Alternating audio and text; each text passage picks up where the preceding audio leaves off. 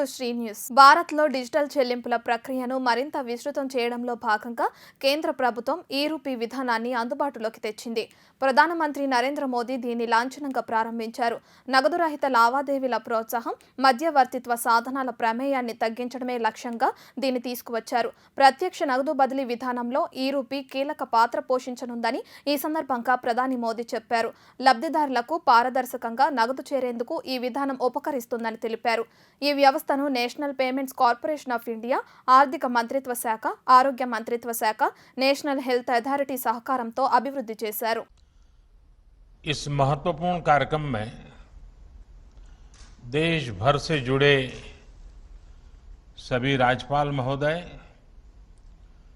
Lieutenant governors, केंद्रीय मंत्रिमंडल के मेरे साथीगण,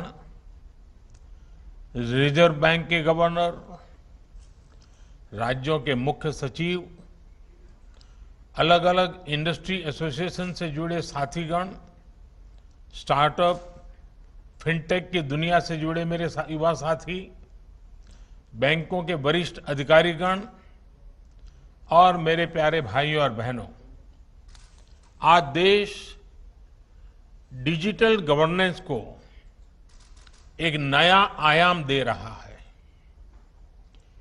ई-रूपी वाउचर देश में डिजिटल ट्रांजैक्शन को, डीबीटी को और प्रभावी बनाने में बहुत बड़ी भूमिका निभाने वाला है।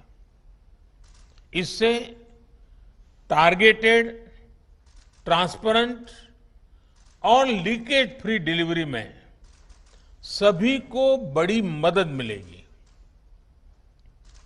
21वीं सदी का भारत आज कैसे आधुनिक टेक्नोलॉजी की मदद से आगे बढ़ रहा है, टेक्नोलॉजी को लोगों के जीवन में जोड़ रहा है, ई-रूपी उसका भी एक प्रतीक है।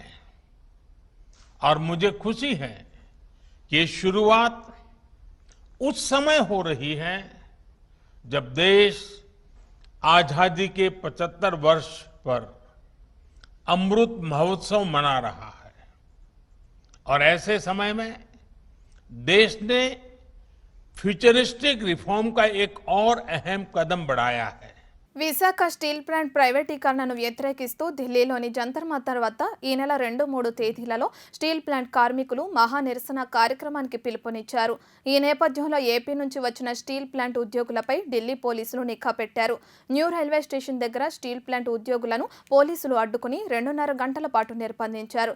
స్టీల్ ప్లాంట్ ఉద్యోగులకు హోటల్స్ ఇవ్వొద్దని నిర్వాహకులపై పోలీసులు ఒత్తిడి తెచ్చారు. రైతులకు మద్దతుగా ఢిల్లీకి వచ్చినట్లు పోలీసులు అనుమానిస్తున్నారు.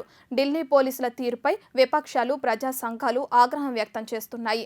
విశాఖ స్టీల్ ప్లాంట్ ప్రైవేటీకరణకు వ్యతిరేకంగా ఢిల్లీలో కార్మికులు చేపట్టిన ధర్నాకు వైఎస్ఆర్ కాంగ్రెస్ పార్టీ మద్దతు ప్రకటించింది. ఈ ధర్నాలో వైఎస్ఆర్సీపీ ఎంపీలు విజయసాయిరెడ్డి, ఎంవీవీ సత్యనారాయణ పాల్గొన్నారు. స్టీల్ ప్లాంట్ ప్రైవేటీకరణ నిర్ణయాన్ని వెనక్కి తీసుకోవాలని వైఎస్ఆర్సీపీ ఎంపీలు డిమాండ్ చేశారు.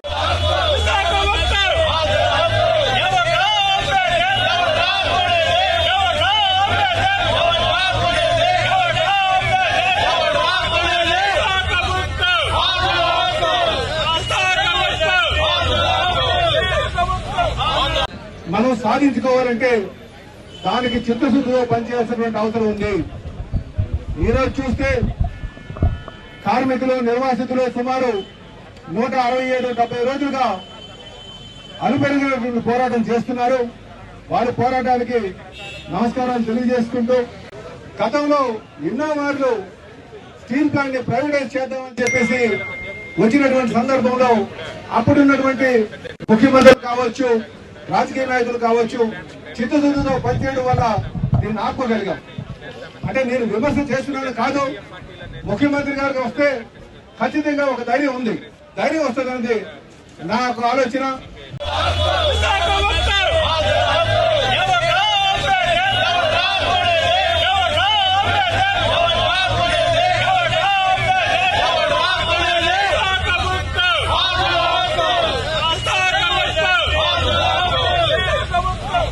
తెలుగు రాష్ట్రాల మధ్య నెలకొన్న కృష్ణా జలాల వివాదాన్ని మధ్యవర్తిత్వం ద్వారా పరిష్కరించుకోవాలని సుప్రీంకోర్టు ప్రధాన న్యాయమూర్తి జస్టిస్ ఎన్వి రమణ సూచించారు.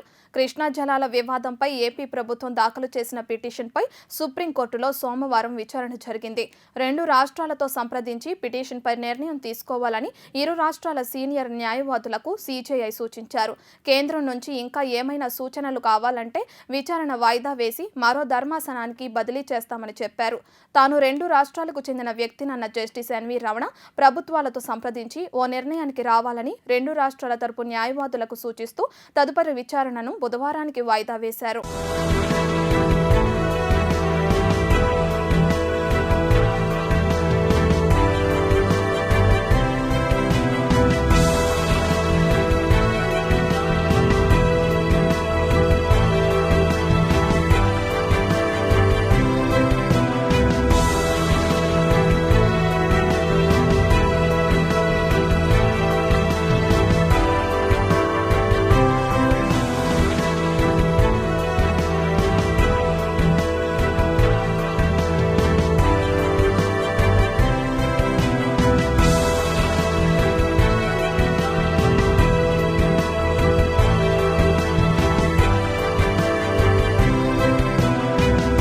కోవిడ్ నియంత్రణ వైద్య రంగంలో నాడు నేడుపై ముఖ్యమంత్రి వైఎస్ జగన్మోహన్ రెడ్డి తాడేపల్లిలోని తన క్యాంపు కార్యాలయంలో సమీక్ష చేపట్టారు. సమావేశంలో రాష్ట్ర వైద్య ఆరోగ్య శాఖ మంత్రి ఆళ్ల నాని ఉన్నతాధికారులు పాల్గొన్నారు. 45 ఏళ్లు పైబడ్డవారు, గర్భవతులు, టీచర్లకు వ్యాక్సిన్లో అత్యంత ప్రాధాన్యం ఇవ్వాలని సీఎం జగన్ అధికారులను ఆదేశించారు. ఆగస్టు 16వ తేదీన పాఠశాలలు పునఃప్రారంభానికి సిద్ధమవుతున్న నేపథ్యంలో వీలైనంత త్వరగా టీచర్లకు వ్యాక్సినేషన్ ప్రక్రియ పూర్తి చేయాలని తెలిపారు. కోవిడ్ ప్రోటోకాల్స్ను తప్పనిసరిగా పాటించేలా చూడాలని స్పష్టం చేశారు. ఎక్కడా కూడా పెద్ద ఎత్తున జనం గుమికూడకుండా చూడాలని సూచించారు. ఒక మంచి హాస్పిటల్లోకి నేను పోతున్నాను, గవర్నమెంట్ ఎంప్లాయీస్లో ఎవరికి ఆరోగ్యం బాగోలేకపోయినా కూడా they should not look at a private hospital as an option.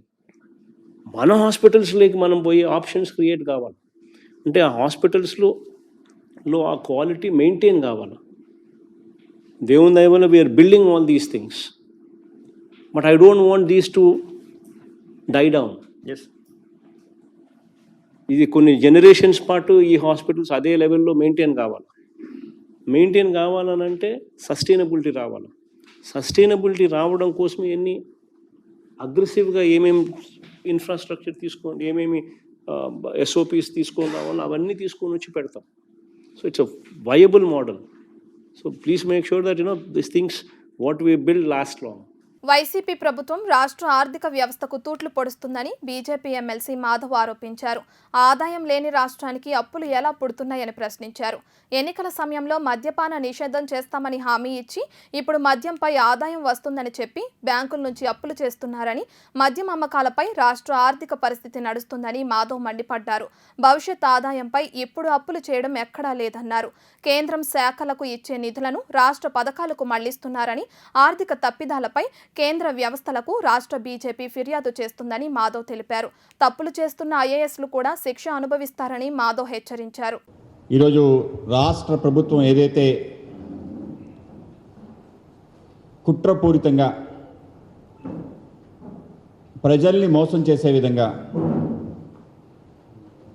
దగా చేసే విధంగా ఈ రాష్ట్ర ఆర్థిక పరిస్థితిని తూట్లు పొడుస్తుందో, అనేక రకాల ఆర్థిక పరమైన విషయాలకి తిలోదాఖలాలు ఇస్తూ కేంద్రం ఇచ్చిన గైడ్లైన్స్, FRBM గైడ్లైన్స్ని తుంగలో తొక్కుతూ వాటిని అతిక్రమిస్తూ ఒక పెద్ద దోపిడీ ఆంధ్రప్రదేశ్ రాష్ట్రానికి తెరతీయడం జరిగింది.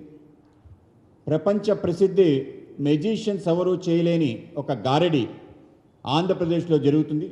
ముఖ్యంగా ఆర్థిక మంత్రి బుగ్గన్న రాజేంద్ర ప్రసాద్ గారి ఆధ్వర్యంలో 2 సంవత్సరాల నుంచి ఈ యొక్క మ్యాజిక్ ఆంధ్రప్రదేశ్లో జరుగుతుంది. ఆదాయం లేని రాష్ట్రానికి అప్పులు ఏ విధంగా పుడుతున్నాయి, ఆదాయం లేని కార్పొరేషన్స్కి ఏ విధంగా అప్పులు తెస్తున్నారు, రేపు రాబోయే ఆదాయానికి ఇప్పుడే అప్పులు తెచ్చే ఒక కొత్త ఒరవడి ఈ రాష్ట్రంలో రావటం జరిగింది. ఇది పచ్చి మోసంగా మేము భావిస్తున్నాం.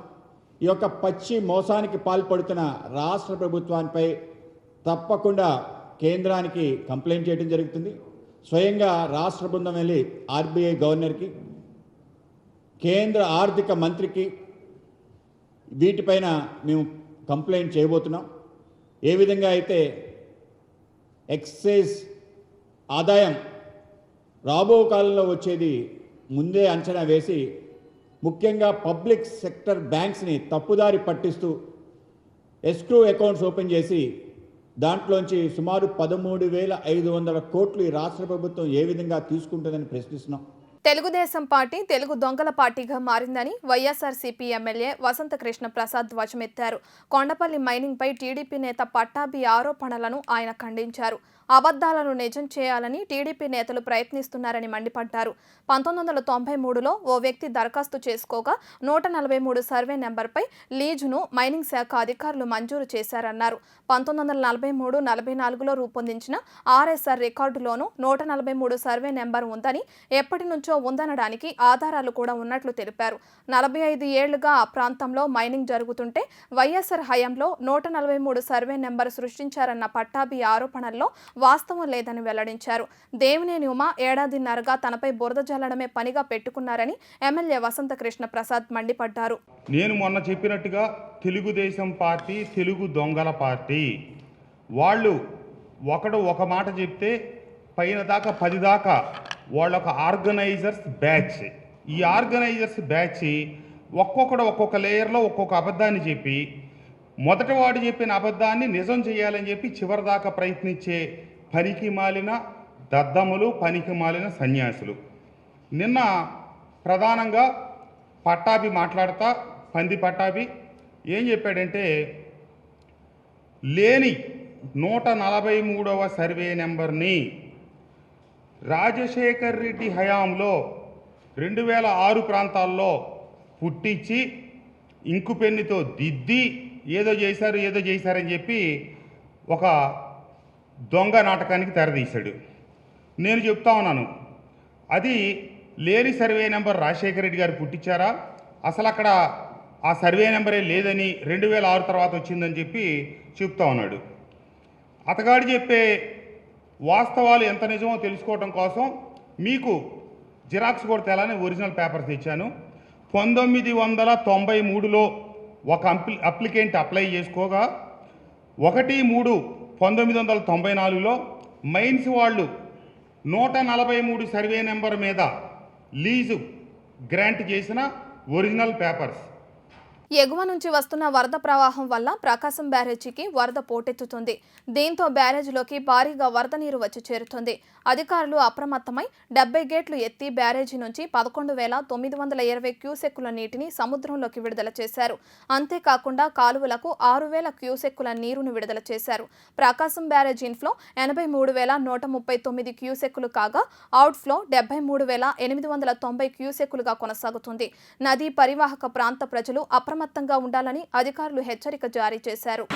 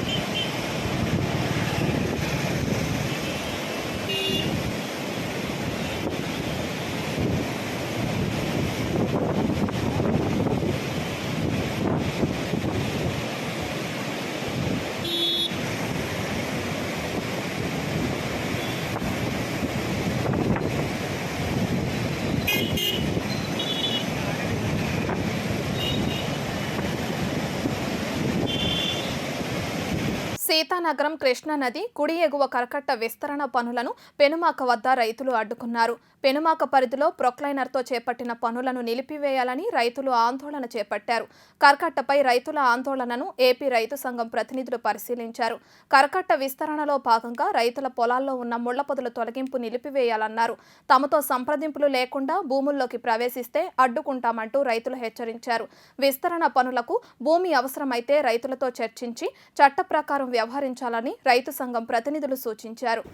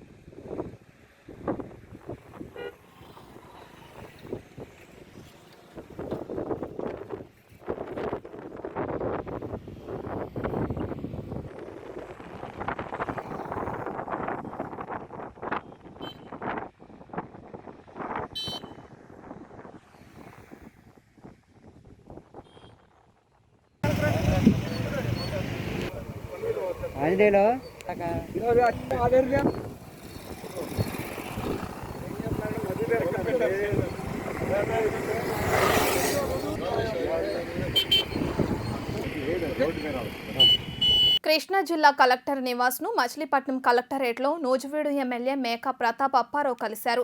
నూజివీడులో ఉన్న పలు సమస్యలను కలెక్టర్ దృష్టికి తీసుకువచ్చారు. కొన్ని రోజులుగా ధాన్యం డబ్బులు రైతులకు ఇవ్వకుండా వ్యవహరిస్తున్న వ్యక్తి నుండి సమాచారం తీసుకుని రైతులకు న్యాయం చేయాలని ఎమ్మెల్యే మేకా ప్రతాప్ అప్పారావు కోరారు.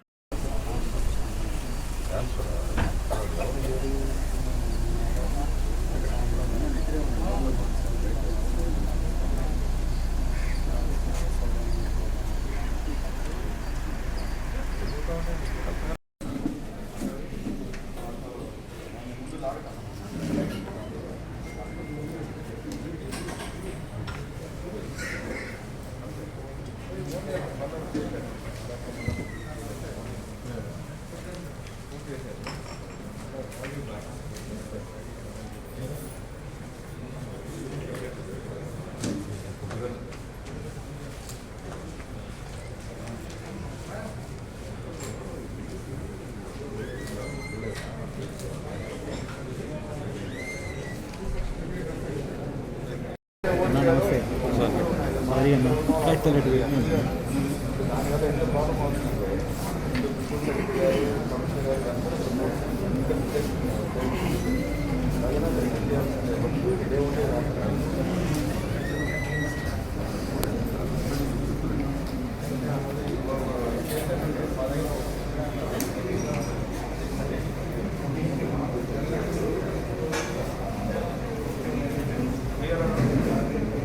కృష్ణా జిల్లా కలెక్టరేట్ సోమవారం అర్జీదారులతో కిటకిటలాడింది. కలెక్టరేట్లో నిర్వహించిన స్పందన కార్యక్రమంలో జిల్లా కలెక్టర్ జె నివాస్ పాల్గొన్నారు. వివిధ సమస్యలపై పరిష్కారం కోరుతూ జిల్లా నలుమూలల నుండి వచ్చిన ప్రజల నుండి అర్జీలు స్వీకరించి పరిష్కార చర్యలు చేపట్టారు. కలెక్టర్తో పాటు జాయింట్ కలెక్టర్లు మాధవీలత, శివశంకర్, శ్రీవాస్ నీపూర్, మోహన కుమార్ తదితర ఉన్నతాధికారులు ప్రజల నుండి అర్జీలు స్వీకరించారు.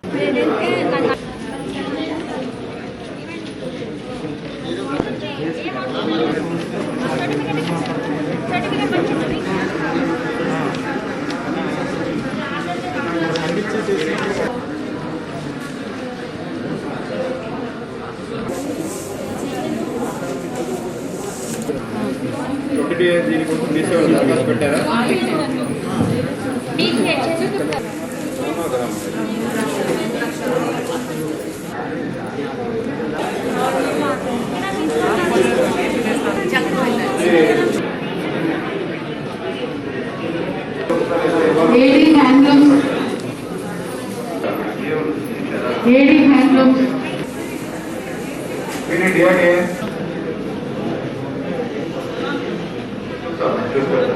Thank you.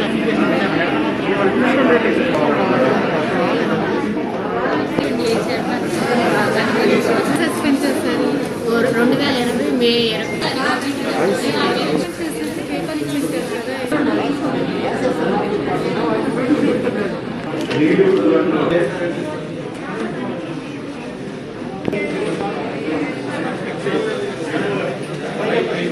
DPO SDRWS 2019 వరకు జరిగిన NRAGS ఉపాధి హామీ పనుల బకాయిలను వెంటనే చెల్లించాలని తిరువూరు టీడీపీ నాయకులు డిమాండ్ చేశారు.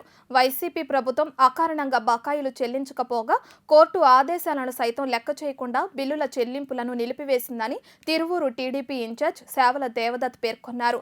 ఆ బిల్లులను వెంటనే కోర్టు ఆదేశాల ప్రకారం చెల్లించవలసిందిగా తిరువూరు ఎంపీడీఓ బాల వెంకటేశ్వరరావుకు వినతి పత్రం అందజేశారు. ఈ కార్యక్రమంలో టీడీపీ నాయకులు కార్యకర్తలు పాల్గొన్నారు. దగ్గరగా 3 సంవత్సరాలు సింపుల్ వడ్డీ వేసుకున్న చాలా భారంతో కూడింది.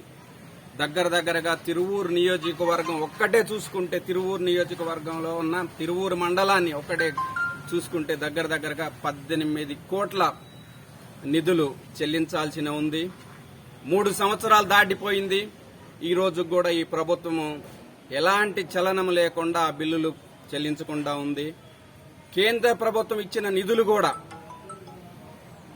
వాటికి తోడు రాష్ట్ర వాటాను కలిపి దగ్గర 6,000 కోట్లు చెల్లించాల్సిన అవసరం ఉంటే ఆ 6,000 కోట్లను కూడా పక్కదావ పట్టించింది. పెండింగ్ బిల్లులను వెంటనే చెల్లించాలి. NRAGS పెండింగ్ బిల్లులను వెంటనే చెల్లించాలి. NRAGS పెండింగ్ బిల్లులను వెంటనే గౌరవించాలి కోర్టు తీర్పును. ఉపాధి హామీ నిధులతో చేపట్టిన పనులకు తక్షణం బిల్లులు చెల్లించాలని డిమాండ్ చేస్తూ మాజీ మంత్రి తెదేపా పొలిట్ బ్యూరో సభ్యులు కొల్లు రవీంద్ర, మాజీ ఎంపీ కొనకళ్ల నారాయణరావు మచిలీపట్నం మండల కార్యాలయంలో వినతి పత్రం అందజేశారు. తెలుగుదేశం పార్టీ ప్రభుత్వంలో కోట్లాది రూపాయలు ఉపాధి హామీ నిధులతో సర్పంచులు, ఇతర ప్రజాప్రతినిధులు పెద్ద ఎత్తున అభివృద్ధి పనులు చేశారన్నారు. వైకాపా ప్రభుత్వం అధికారంలోకి వచ్చాక కక్ష సాధింపు చర్యల్లో భాగంగా ఆ పనుల తాలూకు బిల్లులు చెల్లించకుండా నిలిపివేయడం దారుణమని కొల్లు రవీంద్ర అన్నారు. సకాలంలో బిల్లులు ఇవ్వకపోవడంతో అప్పులు పెరిగి ఆవేదనతో 50 మంది వరకు చనిపోయిన ప్రభుత్వంలో కదలిక లేదని మాజీ ఎంపీ కొనకళ్ల నారాయణరావు అన్నారు. కేంద్రం నిధులను విడుదల చేసినా చెల్లించకపోవడం సరికాదన్నారు. ప్రభుత్వ చర్యలతో కాంట్రాక్టర్లు పనులు చేసేందుకు ముందుకు రాని పరిస్థితి దాపరించింది. ఇప్పటికైనా 2.5 ఏళ్లుగా పెండింగ్ లో ఉన్న బిల్లులను వెంటనే చెల్లించాలని డిమాండ్ చేశారు. ముందు పెద్ద ఎత్తున ఆనాడు ముఖ్యమంత్రిగా ఉన్నటువంటి చంద్రబాబు నాయుడు గారు మెటీరియల్ కాంపోనెంట్ కూడా NRGSలో మ్యాచింగ్ చేయించి పెద్ద ఎత్తున గ్రామీణ స్థాయిలో అభివృద్ధి కార్యక్రమాలు చేయడం జరిగింది. ప్రధానంగా మరుగుదొడ్ల నిర్మాణం కానీ, డ్రైనేజీల నిర్మాణం కానీ, రోడ్ల నిర్మాణం కానీ, మరి దాంట్లో మెటీరియల్ కాంపోనెంట్ కూడా మ్యాచింగ్ చేసి పెద్ద ఎత్తున డెవలప్మెంట్ చేసుకుంటే ఒక కక్ష సాధింపు చర్యగా ఈ రాష్ట్రానికి ముఖ్యమంత్రి అయినటువంటి జగన్మోహన్ రెడ్డి ఒక ఉద్దేశపూర్వకంగా, ఎందుకంటే ఆనాడు సర్పంచులు ఆ ప్రాంతంలో డెవలప్మెంట్ చూపించాలని చెప్పి అప్పులు చేసి వడ్డీలకు తెచ్చి అక్కడ వాళ్ళ హయాంలో జరగాలని చెప్పి వాళ్ళందరూ కూడా పెద్ద ఎత్తున రోడ్లు నిర్మాణం చేస్తే వాటికి బిల్లులు ఇవ్వకుండా వాళ్ళందరి మీద కక్ష సాధింపుగా జగన్మోహన్ రెడ్డి గారు చేసినటువంటి కార్యక్రమంలో ఇవాళ 2.5 సంవత్సరాలైనా కేంద్ర ప్రభుత్వం ఇచ్చినటువంటి నిధులు ఇస్తానికి కూడా జగన్మోహన్ రెడ్డికి మనసు రావట్లే. ఇది చాలా దుర్మార్గమైనటువంటి చర్య. దాదాపు 50 మంది ఆత్మహత్యలు చేసుకున్నారు. ఈ పనులు చేసినటువంటి వ్యక్తులు 50 మంది ఆత్మహత్యలు చేసుకున్నారంటే ఈ ముఖ్యమంత్రి కళ్ళు కనబట్టలేదా? ఇవాళ మీ జిల్లాలకు సంబంధించి ముఖ్యమంత్రి గారి నియోజకవర్గంలో పులివెందుల్లో బిల్లులు చెల్లింపులు జరుగుతాయి. చిత్తూరు జిల్లాలో పంచాయతీరాజ్ శాఖ మంత్రి గారి సంబంధించినటువంటి ప్రాంతంలో బిల్లులు చెల్లింపులు జరుగుతాయి. అంటే వాళ్ళ అనుయాయులకు ఒక రకంగా, ఈ రాష్ట్రంలో ఉన్నటువంటి మరి పేద బిక్కి ముఖ్యంగా బడుగు బలహీన వర్గాలకు సంబంధించినటువంటి వ్యక్తులు సర్పంచ్గా గెలిచి డెవలప్మెంట్ చేసి అప్పులు చేసి డెవలప్మెంట్ చేసి ఇస్తే ఇవాళ మీరు ఈ రకమైనటువంటి కక్ష సాధింపులు చర్య చేస్తారా? ఇది చాలా దుర్మార్గమైనటువంటి చర్య. ఇవాళ కోర్టులు ఇచ్చినాయి. 2020లోనే ఆ రోజు ధర్మాసనం ఇచ్చింది, కేంద్ర ప్రభుత్వం ఇచ్చిన నిధులు మీరు ఎందుకు చెల్లించట్లేదని. ఉపాధి హామీ పనుల యొక్క బిల్లుల్ని ఉద్దేశపూర్వకంగా కక్షపూరితంగా కాంట్రాక్టర్లకు చెల్లించకుండా కేంద్రం నుంచి నిధులు వచ్చినా కూడా ఆ నిధుల్ని తప్పుదారి పట్టించి కాంట్రాక్టర్లకు ఇవ్వకుండా అన్యాయం చేస్తే చాలామంది ఆత్మహత్యలు చేసుకున్నారు. కోర్టు కూడా ఆగస్టు 1వ తారీఖు కల్లా ఇవ్వమని చెప్పి ఉత్తర్వులు జారీ చేసినా కూడా ఇంతవరకు ఇవ్వలేదు. తెలుగుదేశం పార్టీ ఈ బిల్లులు చెల్లించాలని చెప్పి అనేకసార్లు మేము ఉద్యమం చేశాం. ఈరోజు కూడా మరి తెలుగుదేశం పార్టీ పిలుపు మేరకు అన్ని మండల కార్యాలయాల్లో బిల్లులు చెల్లించాల్సిందిగా ప్రభుత్వం పైన మేము ఒత్తిడి తీసుకొస్తా ఉన్నాం. వెంటనే చెల్లించండి. కాంట్రాక్టర్లు చాలా ఇబ్బంది పడుతున్నారు, ఆత్మహత్యలు చేసుకుంటున్నారు. ఇవాళ బిల్లులు రాకపోవడం వల్ల ఇతర ఏ కాంట్రాక్టర్ కూడా మన రాష్ట్రంలో పనులు చేపడడానికి ముందుకు రావట్లా. రాష్ట్రంలో గడిచిన 24 గంటల్లో 59,641 కరోనా నిర్ధారణ పరీక్షలు నిర్వహించగా 1,546 మందికి పాజిటివ్గా తేలింది. దీంతో కరోనా బారిన పడిన వారి సంఖ్య 19,70,008కి చేరింది. మరోవైపు 1,968 మంది కరోనా నుంచి కోలుకోగా మొత్తం 19,36,016 మంది కరోనా నుంచి బయటపడ్డారు. 24 గంటల్లో కరోనాతో 15 మంది మృతి చెందారు. దీంతో మృతుల సంఖ్య 13,410కి చేరింది. ప్రస్తుతం రాష్ట్రంలో 20,582 యాక్టివ్ కేసులున్నాయి.